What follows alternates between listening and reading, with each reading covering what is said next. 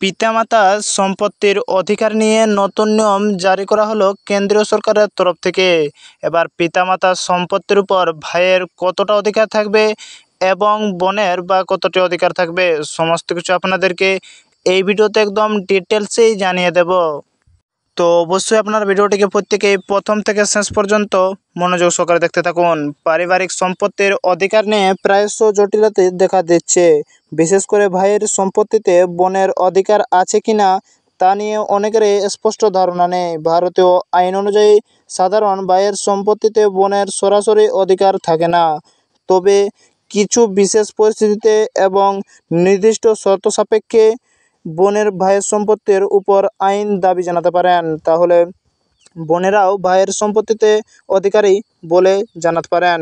এই বিষয়টি সম্পত্তির অধিকারী আইন দ্বারা নিয়ন্ত্রণ হয় এবং এর বিস্তারিত বিধান সম্পর্কে সচেতন থাকা জরুরি। হিন্দু উত্তরাধিকার আইন 2005 সালের সংশোধন অনুযায়ী পৈতৃক সম্পত্তিতে ছেলে ও মেয়ের সমান অধিকার নিশ্চিত করা হয়েছে।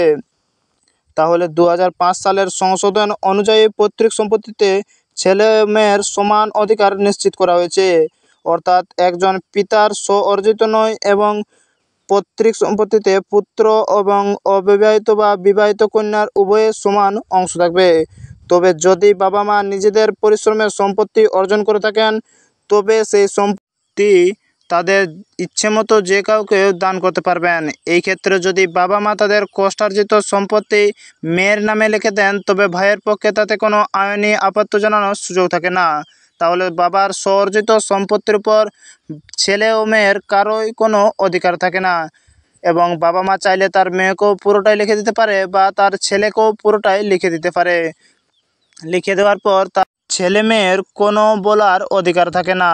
তার বাবা চাইলে তার মেয়েকেও লিখে দিতে পারে বা তার ছেলেকেও লিখে দিতে পারে বা তার বাবা চাইলে অন্য কোনো ব্যক্তিকেও লিখে দিতে পারে, তাতে ছেলেমেয়ের কোনো বলার অধিকার থাকবে না। বিশেষজ্ঞদের মতে সাধারণ ভাইয়ের সম্পত্তিতে বোনের অধিকার না থাকলেও কিছু ব্যতিক্রম ক্ষেত্রে এটি সম্ভব। উদাহরণস্বরূপ, যদি কোনো ভাই উইল না করে মারা যান এবং তার স্ত্রী, পুত্র বা কন্যা অর্থাৎ প্রথম শ্রেণীর কোনো অধিকারী না থাকে, তবে বোন মৃত ভাইয়ের সম্পত্তির দাবিদার হতে পারে।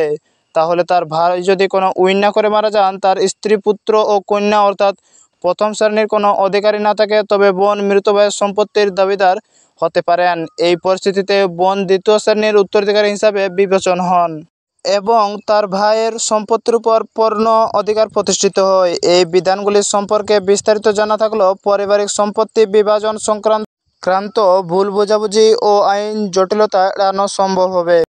তো অবশ্যই যদি ভিডিওটি ভালো লেগে থাকে তাহলে লাইক, কমেন্ট, শেয়ার করতে ভুলবেন না এবং এই চ্যানেলটিতে নতুন হয়ে থাকলে অবশ্যই চ্যানেলটিকে সাবস্ক্রাইব করে সঙ্গে থাকুন।